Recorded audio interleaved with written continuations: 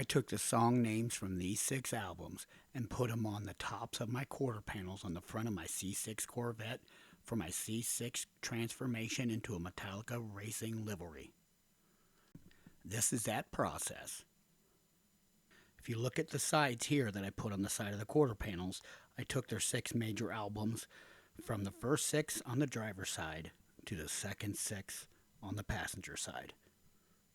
I took the songs from all 6 of those albums and put them into a Word format with a spacer in between. Then I Cricut cut them into pieces and put them on a 3D effect on that top space. So from a further distance away, it would look like you got some yellow on the car. Close up, you actually see the songs in order from the albums on that corresponding side of the car. Having been trained professionally in wrapping cars for several years, I used to have a business. I don't do much of it anymore. Many people see car wraps with just a solid color, maybe some tweaks here and there.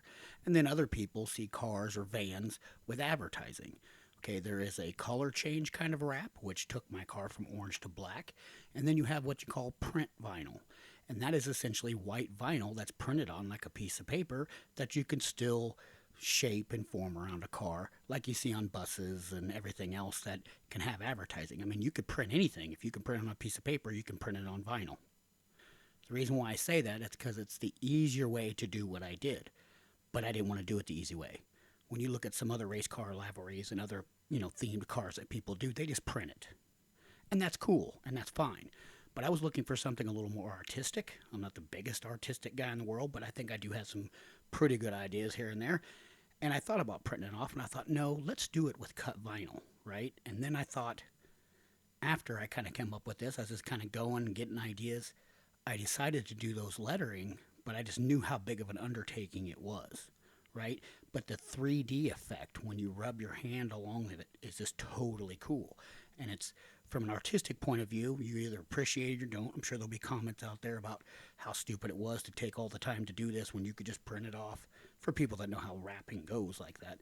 But they're missing the point of the artistic value of it. It's my car. Nobody paid me to do it. I paid myself. But to do this for somebody else, yeah, it probably cost quite a bit of money because it was a lot of hours. A lot of hours.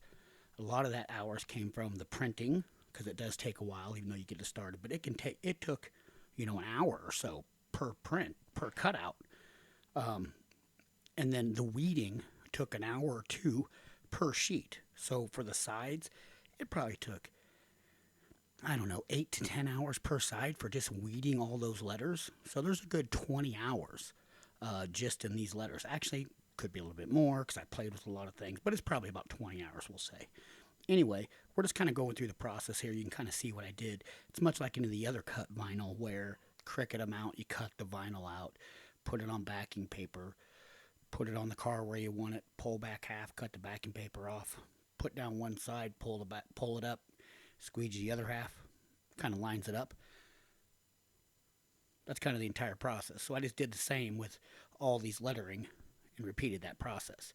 I did measure and align all the letters up, try to make it equal on both sides with certain points of the car, but I didn't really show that because it's pretty boring.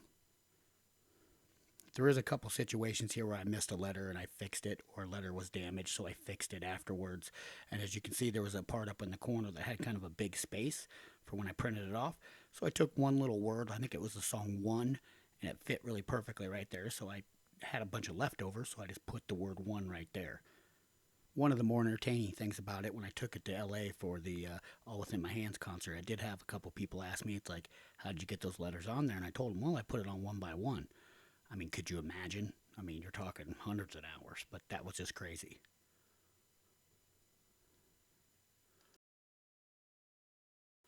The final tally of letters. I didn't count them all, but I did measurements of the car, measurements of how many letters on average per line, per half inch, all that out. And it's upwards of 6,500 individual letters on this car, just on the quarter panels, just on the songs. I'm not talking about the other stuff I put on there. Just these two pieces, approximately 6,500 letters. I think it's the coolest part of the car. I've had some other people tell me they think it's the coolest part of the car.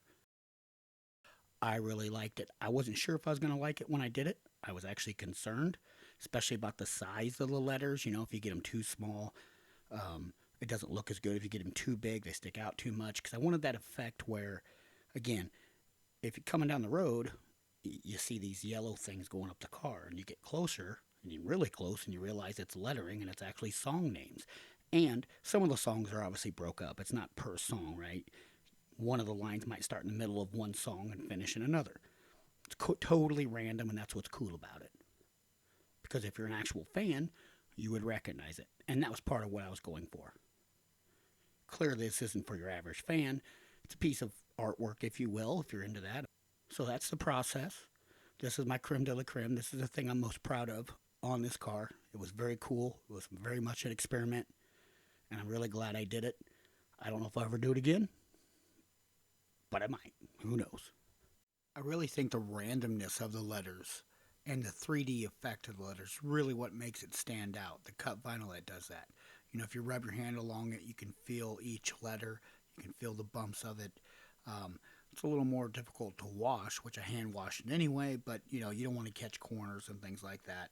But still, that's what makes it unique.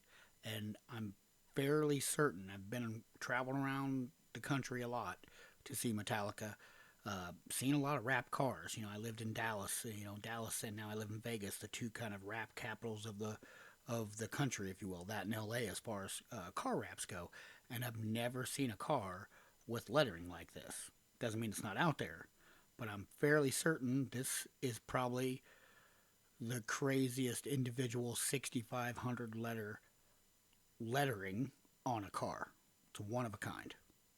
And, you know, if somebody else has done this or you've seen it, let me know because I'd love to talk to the person that did it because it's a lot of work and it's a very interesting process. But at this point, I'm pretty sure this is one of a kind. It's interesting to do, and this is kind of the process. Let me know your thoughts on it, whether you like it, whether you don't. I'm just curious what other people think. But, you know, it's something you could do a lot of different things with. And there is a process called embossing where you put cut vinyl, like the letters or some of the other decals I have, and put it on the top of the car, and then you wrap over it. So it's like a ghosted effect. I think they call it embossing, or it's a ghost effect, whatever you want to call it. But that's a neat process too. But I think the contrast in colors and the 3D of the cut vinyl on top of the vinyl is really what makes it stand out and gives a little bit of a, you know, an artistic value to it. And it's something really cool, and I'm glad I did it. So, but thanks for watching, everybody. Don't forget to like and subscribe, and leave any comments, and I'll try to get back to you.